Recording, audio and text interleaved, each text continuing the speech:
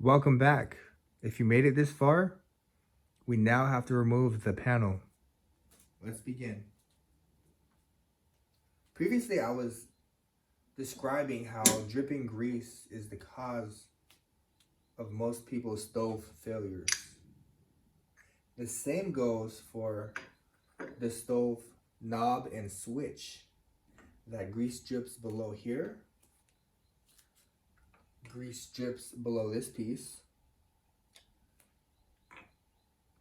Beneath the panel, drips onto the rubber protective mat and gets on the plastic switch. And eventually your switch stops working. To remove the panel, please note all four of these circular metal pieces, the two screws that were seized in, actually fuse the panel to the box underneath, making it one cohesive heavy unit. So if right now I took my two fingers, put it in the sharp metal, and try to lift up the panel and the heavy box, I would cut my finger for sure. So don't do that. Make sure you remove all four metal pieces before you attempt to remove this panel. And in theory, it's gonna come off. But everybody's stove is different. Perhaps yours, you might have to get underneath and possibly remove two more screws. Who knows? Okay, so now we're in.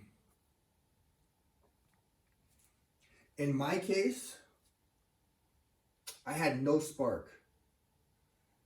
So in my mind, what are the chances that all four switches broke at the same time and all four igniters broke at the same time?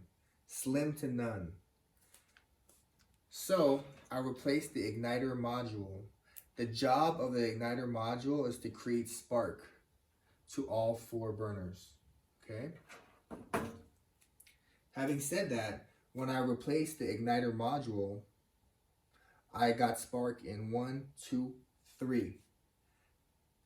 The fourth one did not spark, but it's good. I went from no spark to having spark in 3 of them. 3 igniters worked at that point. So the next question, why is burner number 4 not working? So this igniter, if you trace the wire, it's going to correlate to this particular slot in the igniter module. So it's a good idea to take a sticker maker and label it 1, 2, 3, and 4. So we know this is number 4.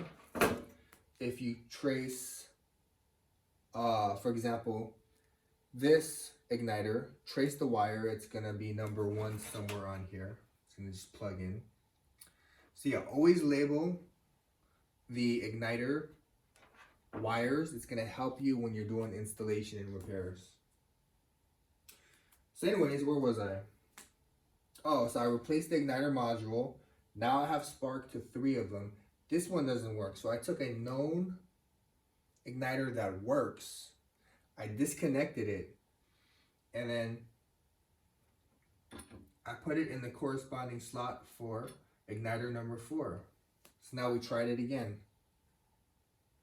No spark. So now I know it's not the igniter because I took a known igniter that worked, swapped it around, no spark. So it has to be the switch. So let's test the switch. Basically, all you have to do is just lift it straight up like such. Take a flathead and turn it counterclockwise about a quarter. And we have spark. Okay. Burner number 2. And we have spark. Burner number 3. And we have spark. So number 4 is the one we do not have spark, and let's see if this works. Yes, okay, so switch number 4 does not work. There is no spark, so that's how we know it's the switch. Online there's actually a igniter switch harness. Has all 4 of these that I have to buy. It's like $80.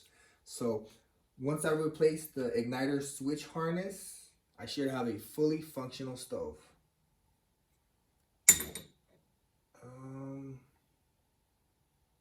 So one thing I did not cover is how to replace these different components, how to elevate the whole box unit, because that is necessary if you want to clean all of these separate components. And I am going to cover that in video number 3 and more.